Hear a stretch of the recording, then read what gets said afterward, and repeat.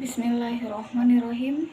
Perkenalkan, nama saya Rahmawati dengan NPM 03200122 dari kelas LPGSD. Tujuan pembuatan video ini yaitu untuk memenuhi tugas ujian akhir semester mata kuliah konsep dan pembelajaran IPS SD kelas tinggi. Pada pembelajaran kali ini saya menggunakan media pembelajaran menggunakan media visual, di mana media visual adalah suatu media belajar untuk mengenal seluruh alat peraga yang dapat dinikmati melalui mata atau lebih dikenal sebagai alat atau media belajar yang mengandalkan indera penglihatan. Media visual memiliki peran yang begitu penting pada proses pembelajaran sehingga bisa memperlancar ingatan dan pemahaman. Media visual juga bisa menumbuhkan hasrat siswa untuk belajar, bisa memberikan kaitan pada isi pelajaran dengan kehidupan nyata. Kelebihan dari media visual: 1. Meningkatkan perhatian dan daya tarik bagi peserta didik. 2. Dapat memberikan minat dan keinginan baru untuk belajar. 3. Dapat menanamkan konsep yang benar. 4. Dapat memberikan interaksi terhadap peserta didik serta lingkungan di sekelilingnya. 5.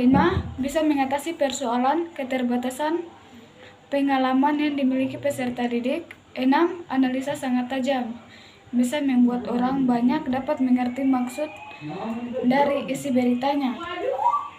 Kekurangan dari media visual: 1. Biaya pembuatan cukup atau lumayan mahal, dikarenakan apabila pembuatannya menggunakan media cetak, pembuat harus lebih dulu mencetak dan mengirim sebelum dipamerkan atau ditampilkan untuk dinikmati peserta didik. Kedua, media visual sangat terbatas. 3. Lambat dan kurang praktis. 4. Tidak adanya audio, dikarenakan pembuatan hanya menggunakan media gambar atau tulisan yang tidak bisa didengar peserta didik. Selanjutnya kita masuk pada materi yang akan dibahas, yaitu mengenai kenampakan alam dan keragaman sosial budaya. Materi ini saya ambil materi kelas 4 SD semester 1. Kita masuk pada pembahasan yang pertama, yaitu mengenai kenampakan alam di Indonesia. Indonesia merupakan negara kepulauan yang sebagian besar wilayahnya berupa lautan atau perairan. Luas wilayah laut adalah 2/3 bagian dan wilayah daratan 1/3 bagian dari seluruh wilayah Indonesia. Wilayah daratan yang dapat dihuni oleh masyarakat dikelompokkan menjadi wilayah pegunungan, dataran tinggi, dataran rendah, dan pantai. 1. Pegunungan. Penduduk yang tinggal di wilayah pegunungan tidak banyak, apalagi yang mempunyai ketinggian lebih dari 1000 meter di atas permukaan laut. Daerah pegunungan merupakan rangkaian gunung yang sambung menyambung dan mempunyai ketinggian lebih dari 600 meter di atas permukaan air laut. 2. Dataran tinggi. Dataran tinggi mempunyai ketinggian lebih dari 600 meter di atas permukaan laut. Suhu udara yang sejuk di dataran tinggi sangat cocok untuk digunakan sebagai daerah wisata, rekreasi, dan lokasi perkebunan. 3. Dataran rendah. Wilayah dataran rendah memiliki ketinggian sampai 500 meter di atas permukaan laut. Wilayah dataran rendah paling banyak dihuni oleh masyarakat karena wilayah ini merupakan pusat kehidupan manusia.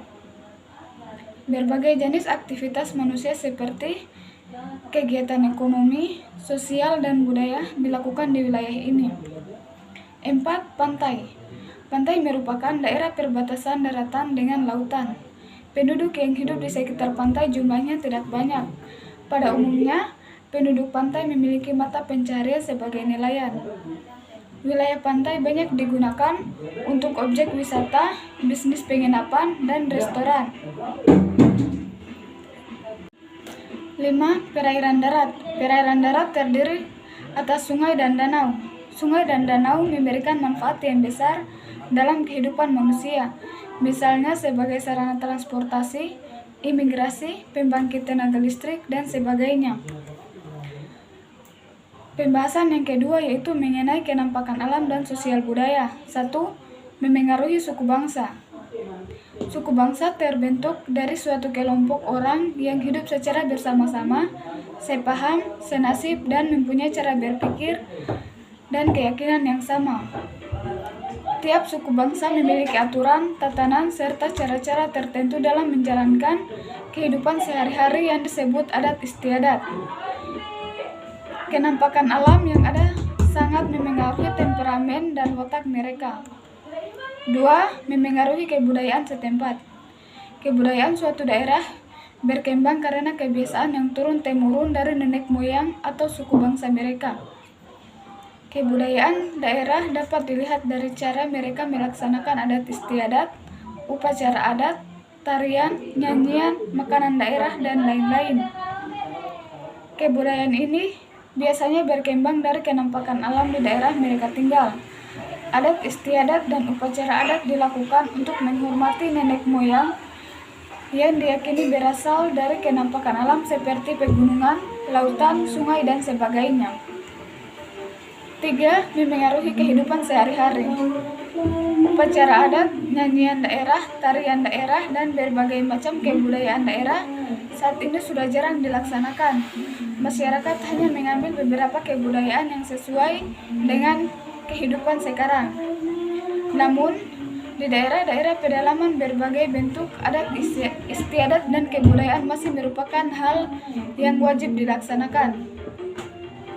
Dilihat dari bentuk kenampakannya, masyarakat dibedakan menjadi masyarakat pedesaan dan masyarakat perkotaan. Masyarakat pedesaan biasanya tinggal di pegunungan, dataran tinggi, pantai, wilayah perairan sungai, danau, dan sebagian dataran rendah. Kehidupan masyarakat ini bercorak sejenis dan sangat tergantung dan kenampakan alam di sekitarnya. Contohnya, di perkampungan nelayan di pinggir laut, akan kita lihat semua penduduknya bermata pencaharian sebagai nelayan. Ciri yang paling menonjol dari masyarakat pedesaan adalah kekeluargaan dan gotong royong. Mereka beranggapan bahwa tetangga mereka adalah keluarganya sendiri. Kadang-kadang perkawinan dilakukan antar penduduk itu sendiri. Kelemahan dari masyarakat ini biasanya sulit menerima pembaharuan dan perubahan. Sangat kuat memegang tradisi meskipun kadang-kadang sudah tidak sesuai dengan perkembangan zaman serta kurang mengutamakan pendidikan. Masyarakat perkotaan. Masyarakat perkotaan menempati wilayah dataran rendah, sebagian dataran tinggi, dan sebagian di daerah pantai. Umumnya kehidupan mereka sudah modern dan sangat individu. Mereka jarang yang menyelenggarakan upacara adat karena mereka terdiri atas berbagai macam suku bangsa dan agama karena sifat kekeluargaan dan gotong royong dalam masyarakat perkotaan sudah menipis.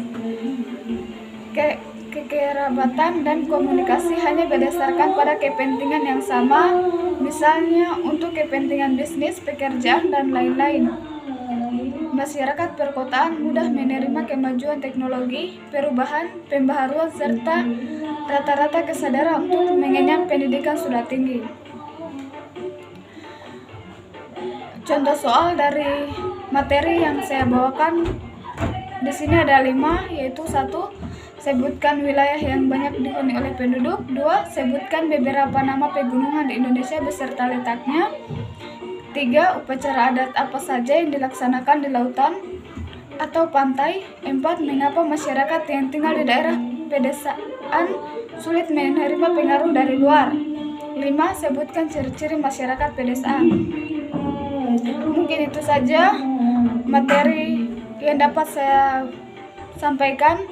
Lebih dan kurangnya mohon dimaafkan. Billahi taufiq wal hidayah. Wassalamualaikum warahmatullahi wabarakatuh.